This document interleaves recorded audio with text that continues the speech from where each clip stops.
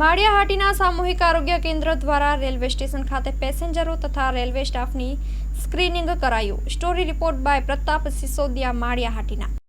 હું Goriya Krishna, NCD staff nurse, Maliya Hatina.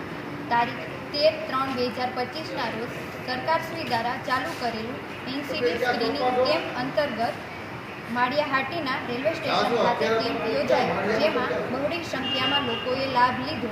આ camp અંતર્ગત લોકોનું બીપી, ડાયાબિટીસ તેમજ આઈસી એક્ટિવિટીનું કામ કરવામાં આવ્યું, જેમાં લોકોને બ્લડ પ્રેશર અને બીપી જેને વધારે આવ્યું છે તેમને સીએચસી ખાતે પાછા બોલાવવામાં આવેલ છે, તેમજ લોકોને જનજાગૃતિ માટે સ્તન કેન્સર તેમજ બીપી, ડાયાબિટીસ અંતર્ગત જે લક્ષણો દેખાતા હોય એ પ્રમાણે અને જેને વધારે આવ્યું છે તે લોકોને યોગ્ય માર્ગદર્શન આપવામાં આવ્યું।